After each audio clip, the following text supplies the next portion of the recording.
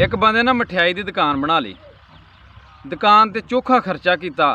खर्चा करन तो बाद उहदे अगे बोर्ड लाता भी इत्थों ताज़ा मठियाई लभदी है। उहदे कोल एक मोहदा सलाहगीर गया, उन्हें आख्या बोर्ड के उत्ते इत्थों लफज लिखण दा की फायदा।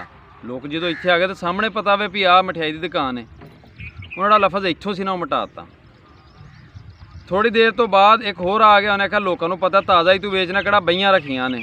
उन्हें जो ताज़ा लफ्ज़ से ना बोर्ड तो उवें मिटाता।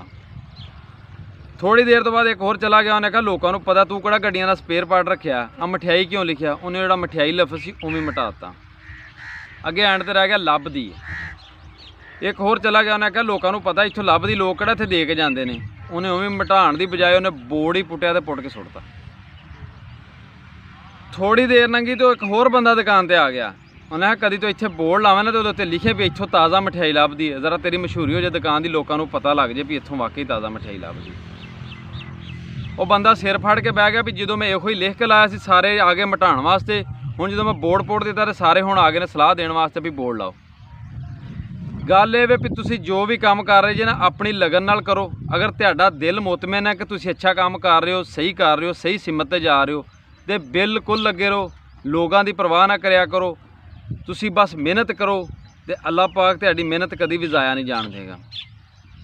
ਜਿਹੜੇ लोग लोगों ਦੀਆਂ ਗੱਲਾਂ सुनन लग ਪੈਂਦੇ ਨੇ ना तो लोगों के मशवरिਆਂ ਤੇ लगन लग ਪੈਂਦੇ ਨੇ, ਉਹ कभी भी कामयाब नहीं हो सकते।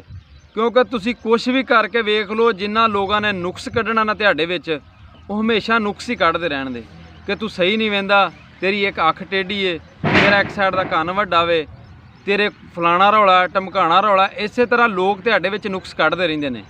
लेकिन तुसीं लोकां नूं मैं कहना नुक्स कढ़न दा मौका ही ना दिओ। इन्नी लोकां नाल महफिल ही ना करो तुसीं कि लोग तुहाडे विच नुक्स कढ़न।